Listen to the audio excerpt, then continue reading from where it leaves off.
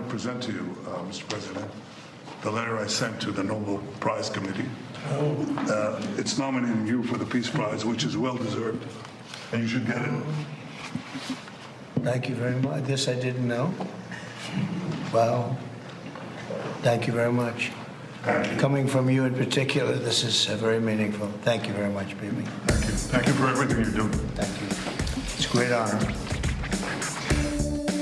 Del sálvese quien pueda al sálvate como puedas, hay un importante paso hacia adelante. Pisa a quien tengas que pisar, estafa a quien tengas que estafar, golpea a quien tengas que golpear, traiciona a quien tengas que traicionar, miente sobre quien tengas que mentir, excluye a quien tengas que excluir, insulta a quien tengas que insultar. Es un giro de tuerca mucho más elocuente de lo que parece. Un paradigma que se instala desde espacios de poder, desde incluso determinados gobiernos y que es representado por líderes políticos, pero sobre todo que permea en las sociedades y por tanto delinea también nuevas formas de interrelación entre sujetos. Una interrelación donde la crueldad es la moneda de cambio. Es curioso, pero generalmente se dice que las extremas derechas ganan terreno porque son los nuevos antisistema. Una mentira en toda regla. Es muy cómodo para el sistema la irrupción de discursos, organizaciones políticas y movimientos de extrema derecha, porque defienden los intereses del mismo gran capital, solo que lo hacen con dientes afilados y con mucho más volumen. Pero el proyecto es el mismo. El sálvese quien pueda del neoliberalismo es la cuna del sálvate como puedas del fascismo. De hecho, la crueldad existía ya en la concepción de que solo unos cuantos podían salvarse y que debían hacerlo en términos individuales, no colectivos. Hoy, los fascismos solo potencian esa misma idea, porque hay algo que sí es verdad. En su sistema no cabemos todos.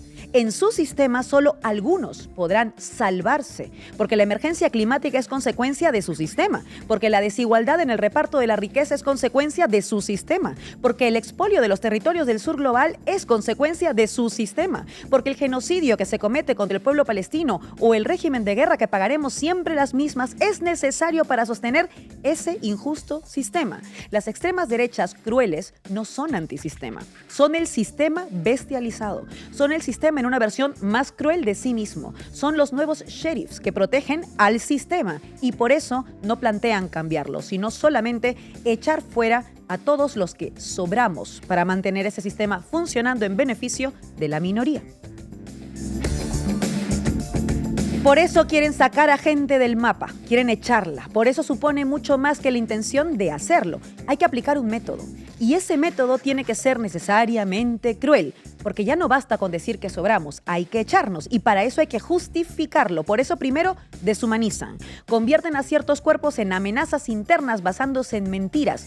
Todo vale para construir un escenario donde temas más a tu vecino que está sufriendo este sistema exactamente igual que tú, que al que de verdad te está recortando tus derechos con su corrupción, con sus lobbies en favor de las empresas privadas, con su sumisión a los fondos buitre que te dejan sin vivienda, etc. El objetivo de la deshumanización es, por un lado, construir una amenaza para justificar la eliminación de esta amenaza, pero por otro lado hay un objetivo aún mayor: quebrar la colectividad y la conciencia de clase, hacerte creer que tienes más en común con el multimillonario Musk o el empresario fascista Trump que con tu vecino que como tú no puede pagar el alquiler, se llame Javier o se llame Mohamed. Por eso la crueldad es la vía. La crueldad es el método, porque ante un sistema que hace aguas y no garantiza la vida, ante la falta de certezas y respuestas en nuestra vida cotidiana, hay temor. Y ellos necesitan pulsar ese temor para volverte como ellos, para volverte bestia.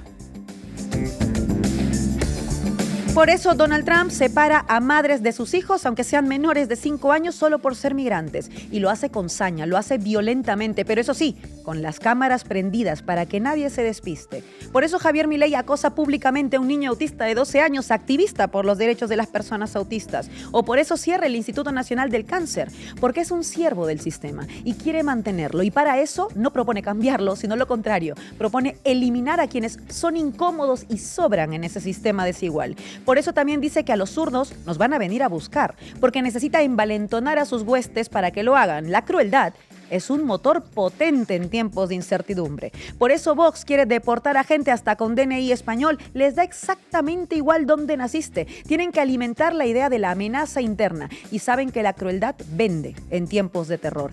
Ellos han sembrado el terror para poder cosechar del terror y ahora quieren hacerlo. Por eso en Perú te pueden matar por protestar y ahora el Congreso ha aprobado una ley que amnistía precisamente a los violadores de derechos humanos porque necesitan garantizar que matar te salga relativamente gratis. La crueldad paga. Por eso Netanyahu ordena asesinar a palestinos mientras esperan en las filas por conseguir ayuda humanitaria. Porque el mensaje es para todos los palestinos: muérete en silencio, porque si intentas sobrevivir te mataremos igual. Y por eso también propone al fascista Trump como Premio Nobel de la Paz, porque necesitan que la crueldad sea el nuevo orden. Lo hemos llamado alguna vez aquí bestialización del capitalismo. ¿Y qué son las bestias si no crueles? En su sistema no cabemos todos, pero en lugar de cuestionar ese sistema para cambiarlo, lo que proponen es echar, ya sea físicamente, como en el caso de los migrantes, o con asesinatos racistas, limpiezas étnicas, genocidio o guerra, a quienes sobran. El proyecto es el fascismo y la crueldad es su lenguaje. Y en un sistema que deja fuera diariamente a millones de personas sumidas en la pobreza, o que no cuentan con derechos, o que no pueden vivir dignamente y que por tanto viven inseguridad vital todos los días, estos sujetos te ofrecen que al menos tú, si te vuelves cruel como ellos, puedas sobrevivir. Y así la crueldad se convierte en un nuevo valor. Y así la crueldad se pone de moda. Hoy en La Base Comanche hablamos de la crueldad como forma de gobierno, como forma de hacer política, como paradigma de interrelación social que se potencia en estos tiempos. Y lo hacemos considerando los caldos de cultivo de estos discursos que buscan lograr que ser malo, ser cruel, ser villano esté de moda. Bienvenidos y bienvenidas. La Base Comanche. Bienvenidos y bienvenidas a La Base Comanche. Hoy, como decíamos, hablamos de la crueldad y de cómo esa crueldad está de moda. Pablo Hurtado, ¿qué nos traes? Buenas tardes, Laura. Pues hoy hablamos y analizamos qué se esconde detrás de esa crueldad, que aunque nos la intentan vender muchas veces como un simple rasgo de la personalidad de algunos líderes, hay mucho más. Me interesa eso, porque a veces caemos en ese discurso fácil. Raúl Sánchez Cedillo, cuéntanos tú. ¿Qué tal, Laura? Pues vamos a ver cómo esa industria de la crueldad y del sadismo pues es una invención moderna y es fundamental para que las políticas de la crueldad se puedan convertir en políticas de masas. Y además hoy contaremos en la mesa de análisis Comanche con Lucy Caballero, activista, feminista, argentina, que está ahí poniendo el cuerpo. Arrancamos. La base de datos. Dale, Pablo. Vamos. Por muy extravagantes que puedan parecernos a veces a priori figuras como Donald Trump, Javier Milei, Nayib Bukele o el genocida Benjamin Netanyahu, lo cierto es que son mucho más. Y ojo, que nos lo presenten así no es casual. La definición de extravagante se refiere a algo que se sale de la norma, que se sale de lo común. ¿Representa Trump un accidente de la historia, una ruptura de la norma, o por el contrario es precisamente la expresión de una nueva norma? Cuando en La Sexta nos hablan de Trump como si fuera un loco que se ha colado en la Casa Blanca, lo que en realidad se nos está diciendo es que el sistema o la norma sigue siendo buena. El objetivo es que nos centremos en la personalidad cruel de un líder coyuntural, no en los elementos estructurales que explican su llegada al poder.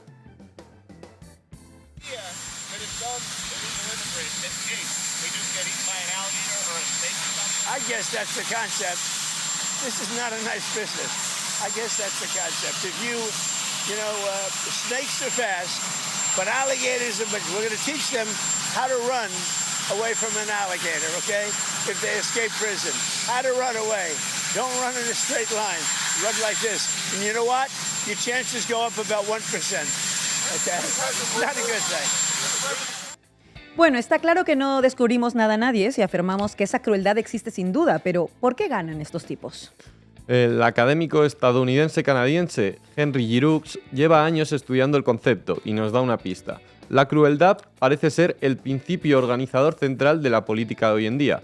¿Por qué la crueldad, a priori un defecto que cualquiera trataría de ocultar, se ha convertido en una virtud, o mejor dicho, incluso en un capital político rentabilizable? Para hablar del triunfo de la crueldad tenemos que hablar necesariamente de una cultura de la crueldad, en la que valores como la ternura, la sensibilidad o la empatía pierden su significado positivo, porque en un mundo preso del individualismo más radical, la capacidad de preocuparse por el otro ya no es una virtud, sino una debilidad. Y es precisamente a través de ese individualismo que la cultura de la crueldad prospera, porque el individualismo es el caldo de cultivo perfecto para la instauración del miedo que legitima la crueldad.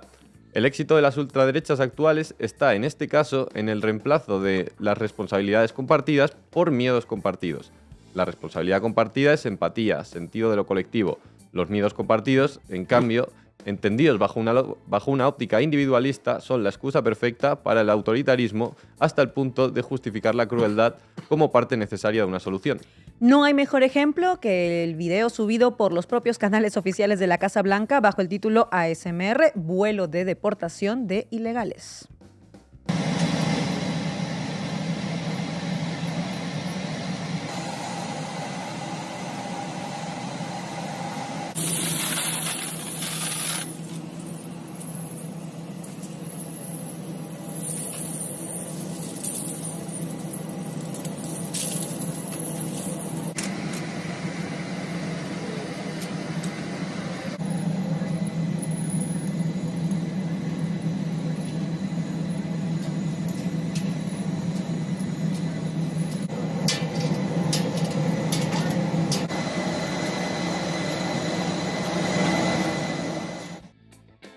Y esto que hemos visto converge además con la reacción de un machismo heteropatriarcal que quiere traer de vuelta esa concepción tóxica de lo masculino asociado a la fuerza, el dominio o la insensibilidad.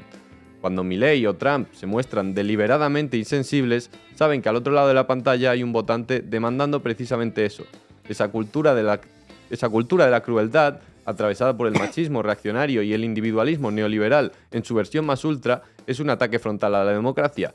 Instaura dinámicas y formas autoritarias que explican en buena parte por qué muchos en las sociedades occidentales, en especial en sus capas más jóvenes, han dejado de creer en la democracia. Esto no es simplemente el regreso de un autoritarismo arcaico previo a la construcción del pensamiento democrático. Es una evolución más ágil y flexible, más tecnológicamente competente y sobre todo más profundamente entrelazada con los grandes poderes económicos y sus intereses. Como bien explica Giroux, Trump no gobierna solo, es solo el rostro visible de una oligarquía brutal que ha abandonado incluso el simulacro de democracia. La clase multimillonaria, esos arquitectos de monopolios en redes sociales, los señores digitales del capitalismo de vigilancia, han encontrado en su desvergüenza el vehículo perfecto. El capitalismo desenfrenado ha alcanzado su fase final, donde la riqueza ya no oculta su desprecio por las masas, sino que lo lleva como insignia. Fin de la cita. Y lo peor es que mucha gente de pie se está identificando con esos discursos sin darse cuenta de que ellos son el objeto de desprecio de los mismos. Entonces, ¿cómo han conseguido que personas precarizadas y carentes de cualquier privilegio acaben apoyando a personajes tan alejados de sus intereses?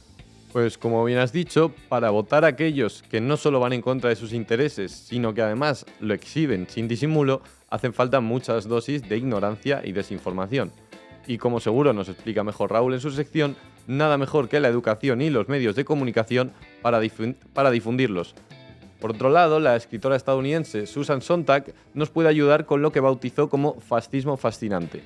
Esto sería una forma de poder que se alimenta de gestos de provocación, glorifica la autoridad desmedida, se deleita en el placer de la humillación y expresa un desprecio abierto por todo lo que es reflexivo, crítico y pluralista. Esto no es solo una actuación política, es el espectáculo de la dominación, una dominación que se canaliza por vías de entretenimiento e ideología, es decir, por vías culturales. Por eso, en esta estética fascista, el poder no solo se ejerce, se ostenta, se exhibe grotescamente y se enfatiza la licencia que otorga para ser cruel.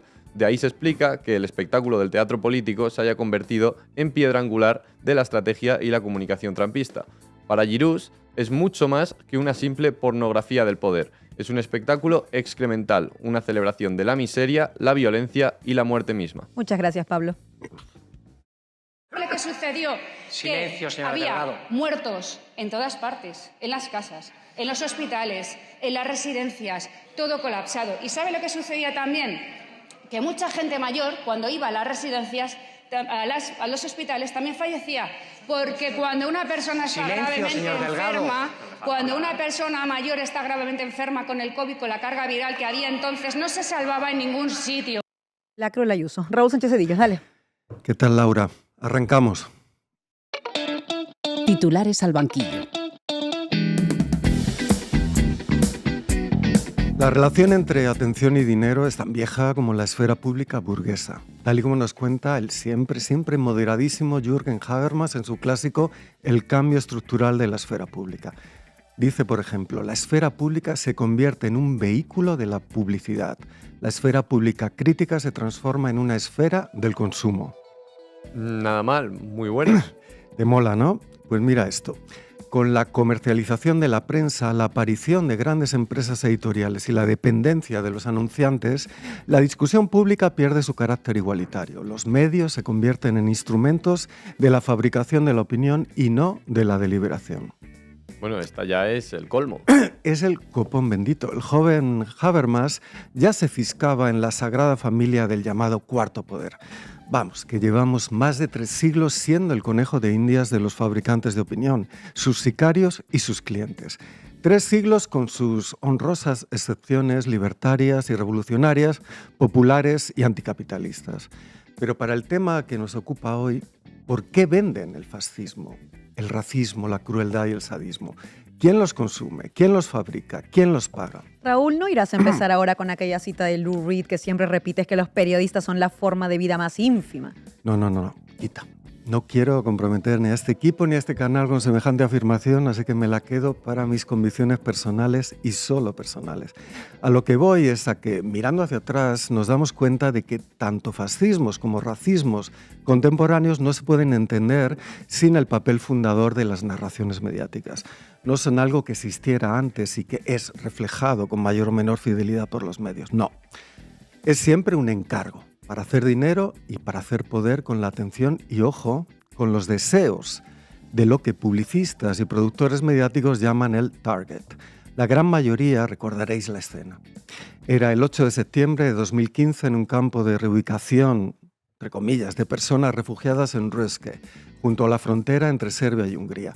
Ante el cerco policial, decenas de familias refugiadas procedentes de Siria, Irak y Afganistán. De repente vemos como una reportera, cámara al hombro, pone la zancadilla a un hombre que lleva a su hijo en brazos, mientras no deja de filmar. El padre se llamaba Osama Abdul Mohsen, era entrenador de fútbol en la primera división siria y pudo llegar a Madrid con estatuto de refugiado y dedicarse a su profesión, no sin dificultades. La periodista agresora se llama Petra Laszlo y trabajaba para una televisión de derechas húngara que tomó la sabia decisión de despedirla, sin duda por el escándalo mundial que provocó la viralización de esas imágenes. ¿Por qué lo hizo? ¿Por qué quiso hacer daño a ese padre y a su hijo? La primera respuesta que nos viene a la cabeza, pues porque es una persona racista. De acuerdo, pero se trata de explicar por qué manifestó su racismo en ese preciso momento. Y ahí es donde nos atrevemos a decir por el placer de la crueldad, por la manifestación del goce sádico colectivo que estaban practicando ella y buena parte de los policías y demás agentes estatales que estaban convirtiendo en seres no humanos a las familias que huían de la guerra, el encierro y la deportación. Todos los racistas, salvo unos pocos, dicen que no lo son. Y hoy, como siempre, los racistas se presentan como víctimas. No iba a ser menos nuestra Petra, que 5 años después, tras haber sido juzgada, condenada y luego absuelta en apelación, se consideraba víctima de, ¿cómo no?, una caza de brujas. En la noticia del derechista al español se leía lo siguiente. Siento lo ocurrido, se ha disculpado Laszlo en una carta dirigida a los medios locales húngaros. Estoy en estado de shock por lo que hice y por lo que están haciendo conmigo. La reportera ha asegurado que cuando vio que cientos de refugiados se dirigían hacia ella corriendo, entró en pánico. También recuerda que también es madre y lamenta que el destino la llevara hasta una niña. Me veo en las grabaciones como si no fuera yo, asegura. Aún así, Petra Laszlo cree que se está creando contra ella una caza de brujas política y que incluso ha recibido amenazas de muerte. No soy racista, asegura, solo soy una mujer sin trabajo que tomó una decisión equivocada. Ay, pobres racistas, con ellos se toma siempre la parte por todo, la anécdota por la esencia, el error por la definición de la persona. Son el verdadero chivo expiatorio. Cuánta razón y honestidad en tus palabras, Laura. Sí. Todas tenemos un amigo o una amiga racista a la que le ha pasado eso. Y nadie hace nada, salvo la aplastante mayoría de los medios y los partidos de derechas, fascistas y rojipardos. Salvo esas buenas personas, justo Pablo, que además hacen dinero y cobran poder y dominio gracias a esa labor, que consiste precisamente en ese doble efecto, siempre inseparable. La satisfacción del placer sádico y cruel y la disculpa y justificación de haber incurrido en el mismo. Tendemos a pensar que la industria mediática y política de la crueldad y el sadismo es algo reciente, es algo que inventaron los nazis, pero no es cierto. La historia del racismo moderno como sadismo de masas es un invento estadounidense. El peligro amarillo que popularizaron los diarios del grupo de Randall Hearst es el equivalente del racismo antichino que hoy encabeza Donald Trump. Desde entonces no hay pogromos sin prensa que los organice y los disculpe. Minderheit war, die sich in dieser Weise anmaßte, ein großes, geduldiges Volk zu terrorisieren. Auf 1000 Deutsche kamen etwa 10 Juden, oder besser gesagt, auf 1000 uneinige, einander bekämpfende Deutsche kamen 10 Juden, die sich bei aller echten oder gespielten Konkurrenz immer über ihr Hauptziel einig waren, gemeinsame Ausbeutung der Deutschen. Nun drängte es die geschäftstüchtigen Juden natürlich in die Großstädte. 3/4 aller Juden lebten in der Großstadt. Aber nicht, um dort in den Fabriken zu arbeiten. Das überließen sie den Deutschen. Auf 1000 Berliner Arbeiter kamen nur 2 Juden. Esa es la escuela en que aprendieron los propagandistas nazis, aquella de Randolph Hearst. Ya lo hicieron en la época del audiovisual. Racializar grupos humanos, deshumanizarlos, atribuirles la causa de la opresión y la infelicidad de las clases populares nacionales, incitar al acto sádico y al placer correspondiente y justificarlo y sancionarlo como un deber y un acto benéfico para la comunidad racista, incluso como programación estatal de un genocidio industrial. Desde entonces, el genocidio es también una industria audiovisual y mediática, una empresa que da tanto dinero como poder político. El sionismo más consecuente de Jabotinsky a Netanyahu solo reprocha a los nazis su antisemitismo, no sus métodos ni sus objetivos. Que los descendientes de las víctimas de persecución y genocidio se conviertan más tarde en los perpetradores de persecución solo puede sorprender a quienes no quieran perder ni un minuto estudiando la historia del colonialismo y en particular de lo que el historiador Patrick Wolf ha llamado el colonialismo de asentamientos, que conlleva siempre limpieza étnica y genocidio de las poblaciones nativas. Por eso solo los hipócritas, los antisemitas vergonzantes y los nazis, pero solo en la intimidad, se rasgan las vestiduras cuando se denuncia que lo que Norman Finkelstein denominó la industria del holocausto venga acompañada necesariamente de una industria audiovisual del genocidio, que se sirve afanosamente de las técnicas y las narrativas nazis, esta vez aplicadas sobre las personas palestinas, en particular desde el inicio de la campaña israelí de exterminio de la población gazatí tras el 7 de octubre de 2023.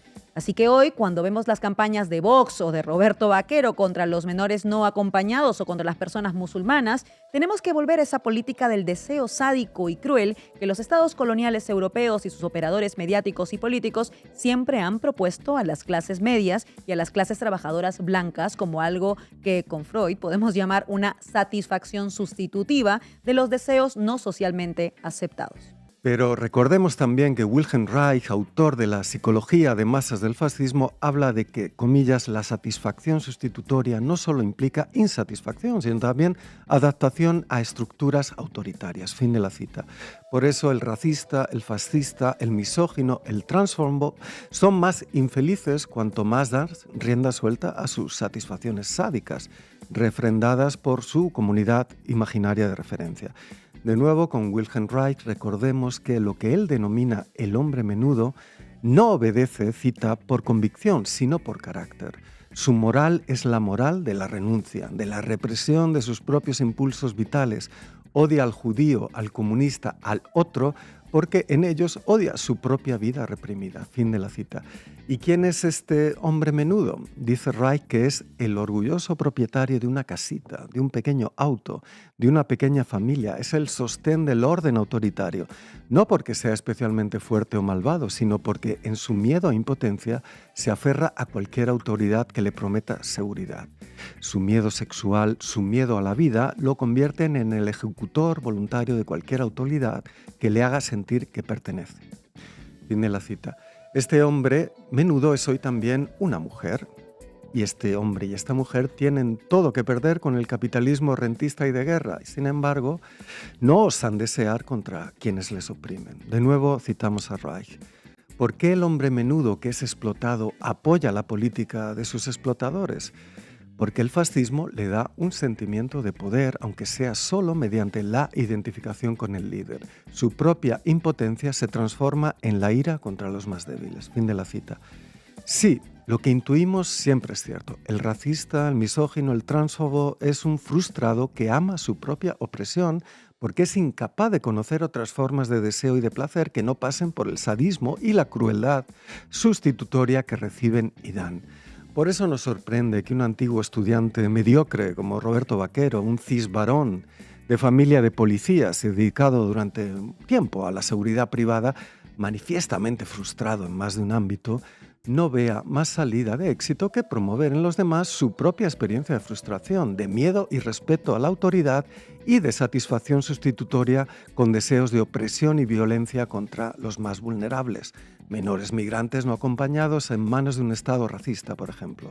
Así aspira a poder satisfacer sus deseos de hombre menudo, poder, mujeres y dinero, mientras trabaja para sus opresores y se muestra contento de hacerlo. Por eso también Vox apela a los blancos aspiracionales, frustrados de su vida programada, de su endeudamiento hasta las cejas, de su sumisión y obediencia a sus jefes y superiores, de su autodesprecio, inducido por el sistema escolar y familiar y hoy por influencers y algoritmos, de sus fobias misóginas y homotransfóbicas para que sirvan a la división y la guerra interna entre las fuerzas del trabajo para mayor gloria de los patronos y los oligarcas, muchos de los cuales nutren las filas de Vox, pero sobre todo nutren sus arcas. Y por eso, como en esta noticia reciente del Mundo, recuerden siempre poner el prefijo in antes de nombrar esta publicación, que es decana de la mentira, el bulo, la conspiranoia, siempre todo por dinero. Pues con el inmundo, la industria del placer sádico crece al mismo tiempo que crecen el fascismo y la guerra, porque nos dicen que maltratar niños y adolescentes, expulsarlos, matarlos incluso, es un placer y además es bueno, es justificable. Y además lo petan en redes, monetizan, crean actualidad. Pero nuestra respuesta no ha de ser la censura moral, la negación del deseo, sino la producción y proliferación mediática también de otros deseos, los que no satisfacen al jefe, al patriarca, al jerarca, al banquero o al sacerdote, sino que nos hacen perder el miedo a romper las cárceles de la frustración y sus placeres asociados, para abrazar la dureza, pero también la ternura de desearse entre diferentes iguales, sin trabas ni fantasías de culpa y castigo. muchas gracias, Raúl. Thank you, brother. Man, I love you, brother. I appreciate it, bro. So all you niggas, whites and brown, jeans, tacuaches. Sí, I'm Mexican, I can say what's up, nigga. ¿Qué pasa, güey? ¿Qué pasa, vato? You said shit. Hey, you said shit. Hey, you said. Hoy en la mesa de análisis Comanche contamos con Lucy Caballero, activista, feminista, argentina, que como decimos está poniendo el cuerpo. Arrancamos.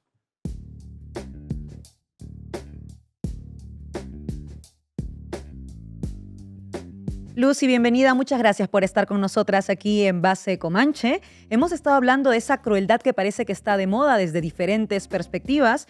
Tú estás en la Argentina, conoces esa crueldad, además particularmente en Casa Rosada, y yo te iba a dar una pregunta un poco amplia, pero me interesa mucho tener tu reflexión al respecto, y es, ¿cómo vincularías de alguna forma ese neoliberalismo salvaje con la crueldad que estamos viendo ahora como ejercicio del poder, pero también como una forma de hacer política? Bueno, yo creo que ahí diste en una vinculación clave, ¿no? Creo que para pensar por qué hoy esta crueldad, este exhibicionismo de la crueldad tiene una efectividad política, hay que pensar en un mediano o largo plazo de la aplicación sistemática de políticas neoliberales, ¿no? Que produjeron mutaciones y cambios subjetivos en la población que hacen que hoy la crueldad, la exhibición de la crueldad sean una herramienta de gobernabilidad para estos regímenes de ultraderecha como el que estamos viviendo en Argentina. Nosotras tomamos como metodología para pensar la funcionalidad política de esa crueldad el antifeminismo de Estado, ¿no? La utilización del Estado para promover discursos de odio. Nosotras decimos que los femicidios, los travesticidios, los lesbicidios esparcen, hacen proliferar la idea de un poder absoluto a nivel de la cotidianeidad. No es necesario tener un poder institucional, no es necesario ser un gran hombre de Estado para poder ejercer ese poder de matar, ese poder de ejercer un odio. Y por eso mismo ese acceso al poder deviene tan atractivo entre pares. Milei reivindica de modo siniestro y efectivo un poder brutal de los que no tienen poder, los que no serían la casta. Libera un modo de ejercicio del poder que nosotras caracterizamos como un pasaje al acto de los discursos de odios emitido por el Estado. Esto tiene que ver con la proliferación de un resentimiento que ordena y que conduce el odio y que produce un lugar legítimo de odio. Pero ¿por qué funciona, no? Funciona como un capital individual desde el cual posicionarse para mucha gente, marcar una diferencia, poder denunciar al otro, canalizar una economía emprendedurista, ¿no? Del odio. Por eso es casi que lo que propone Milei es mejor odiar que ser víctima, mejor sentir placer en destruir que verse destruido. La diferencia odiante resulta un lugar activo. Por eso, ¿y cómo lo vinculamos orgánicamente con el neoliberalismo? Bueno, yo creo que tiene que ver por qué es crucial y no secundario pararse en entender por qué estos gobiernos proponen una restauración patriarcal, por qué tienen los discursos y las prácticas racistas en el centro de su gobernabilidad. Creo que es necesario entender cómo la excitación de pasiones fascistas es parte de esa gobernabilidad y un modo de transmutar frustraciones e inseguridades producto de la aplicación sistemática de políticas neoliberales y en un poder de producir violencia y espectacularizarla como una fuente de reconocimiento para gran parte de la población. Entonces me parece que tenemos que entender cuál es esa efectividad que tiene la crueldad en el modo de gobernabilidad de estos regímenes de ultraderecha. Buenas tardes, Lucy. Un saludo desde Madrid. Muchas gracias por acompañarnos hoy. Yo quería hacerte una pregunta más en clave feminista. Hemos visto cómo, con motivo de la criptoestafa de Libra en su momento, escribiste cómo esta tiene que ver con un tipo de masculinidad, digamos, tóxica asociada al riesgo. Entonces yo quería preguntarte qué papel juega este mismo tipo de masculinidad en la personalidad de líderes y en los comportamientos de líderes como Milei o Trump. Bueno, eso es también una pregunta muy interesante, que también se vincula con el neoliberalismo, ¿no? El neoliberalismo de alguna manera desestructuró un lugar de reafirmación de la masculinidad que estaba basado obviamente en el trabajo asalariado, en ejercer un poder frente a, digamos, un poder que se basaba muchas veces en la organización de la vida doméstica frente a un varón proveedor, ¿no? Que tenía el salario como forma de ejercicio de su masculinidad. Bueno, eso fue desestructurado, ¿no? Se desestructuró por la aplicación de políticas neoliberales, pero también por un movimiento feminista muy fuerte en Argentina que puso en crisis ese modelo de varón proveedor y sobre todo desestructuró una autoridad del varón ejercida como subordinación, como capacidad de subordinar a otros integrantes del ámbito doméstico. Bueno, yo creo que ahí el mundo financiero generó una respuesta a esa desestabilización de la masculinidad, y lo que está proponiendo y lo que estamos viendo proliferar al mismo tiempo es, bueno, un gobierno que lo que hace es promover la especulación desde edades tempranas. En Argentina, por ejemplo, bajaron a 13 años la posibilidad de invertir en la bolsa de valores para los hombres. Y está toda la discusión, para los hombres y para las mujeres, ¿no? Y está toda una proliferación de negocios financieros que toman como objetivo la población joven, de los varones jóvenes. Esto aparece en las redes sociales, con las apuestas online, pero también con la invitación a invertir en criptomonedas. Nosotros estamos desarrollando una investigación con otros compañeros que también son parte del feminismo, ¿no? Del feminismo antipatriarcal, que necesita también de hombres, que se pusieron a estudiar las comunidades de hombres que invierten en estos lugares, que que no solamente son de clase alta ni de clase media, también están involucrados los sectores populares, porque cada vez hay más herramientas de microespeculación, incluso para ganarle a la inflación en los sectores, en los sectores populares.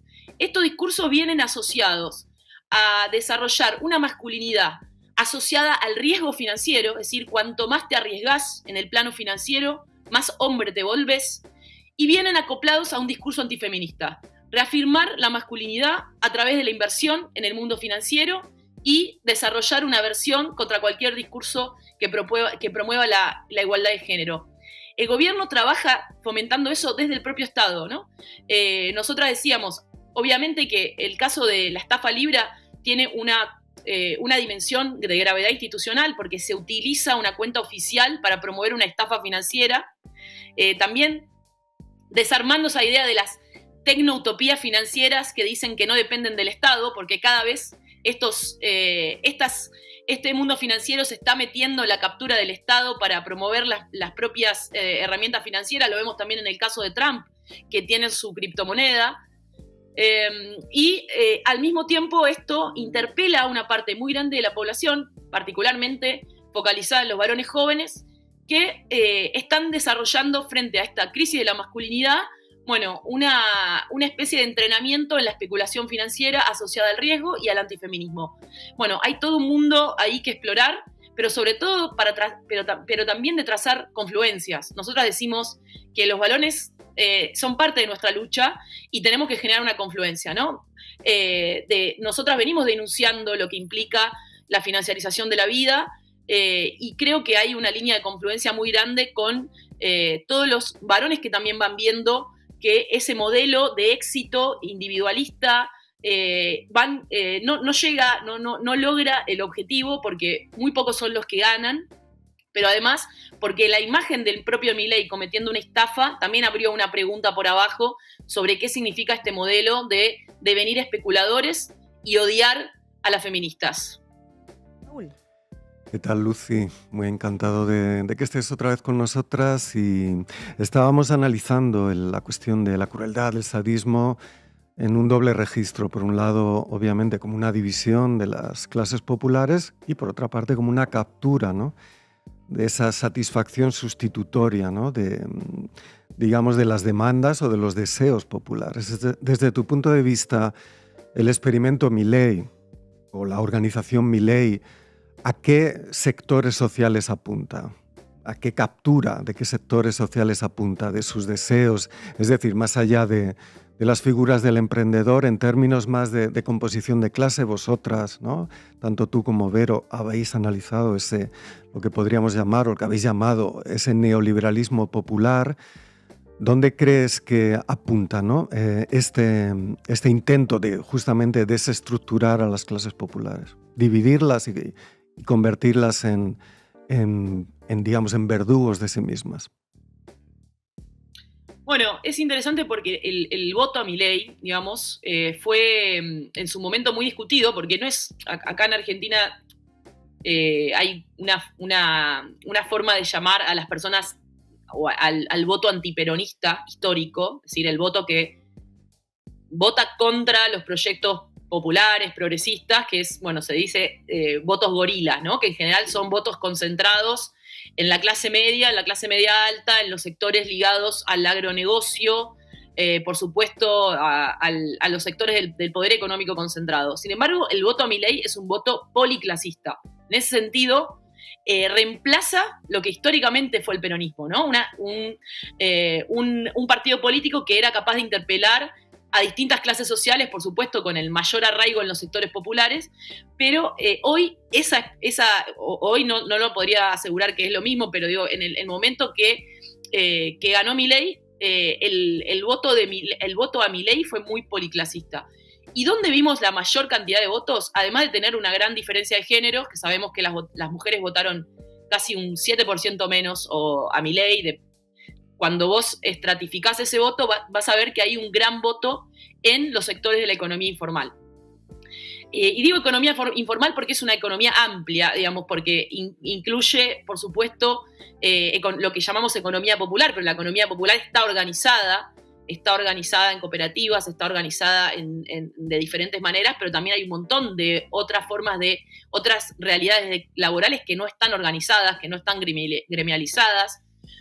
Muchas personas que hacen y que desempeñan pluriempleo, y sobre todo también muchas personas, y en esto de en donde Milei captó y excitó pasiones de resentimiento por abajo. Bueno, muchas personas que, por ejemplo, no habían tenido acceso a derechos de manera universal, sino que eran derechos que estaban, o mejor dicho, programas sociales que estaban, que se percibían a partir de ligarte a alguna agrupación política, y eso se empezó también a fomentar como un resentimiento por abajo, también la división entre trabajadores con derechos y sin derechos. Trabajó muy bien Milei ahí. ¿Por qué? Porque Milei interpela una idea de aplica un realismo, ¿no? Lamentablemente hay que decirlo, porque si no, no vamos a poder salir de acá. El realismo que dice es, a una parte de la población ya no conoce el acceso a la educación pública, el acceso a la salud pública, el acceso al trabajo con derechos. Entonces lo único que te queda es la intemperie del mercado, que es donde prima la meritocracia y la competencia. Y eso ya estaba siendo experimentado por una parte muy grande de la población. Entonces Milei aplica de alguna manera un realismo sobre esa parte de la población, que en general es el mundo del trabajo sin derechos, no organizado.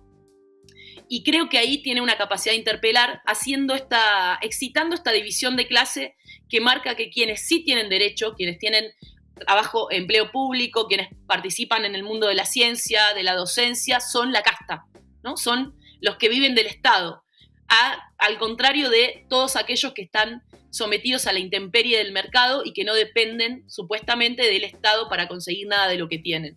Entonces me parece que hay que trabajarlo muy bien eso, porque en general el imaginario sobre el que trabaja el progresismo, los proyectos populares, bueno, le habla a trabajadores con derechos y habla de un mundo que para una parte de la población en general ni siquiera se experimentó, pero ya por generaciones, no estamos hablando de una generación.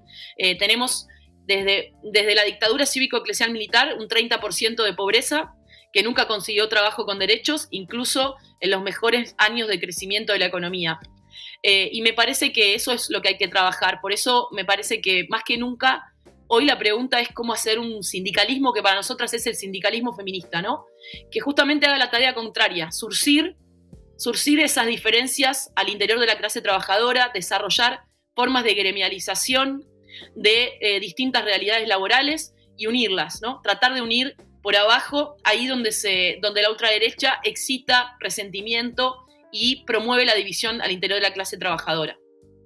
Lucy Caballero, activista, feminista, compañera y hermana, como siempre es un placer escuchar tus análisis. Muchas gracias por estar con nosotras. Gracias a ustedes, un abrazo.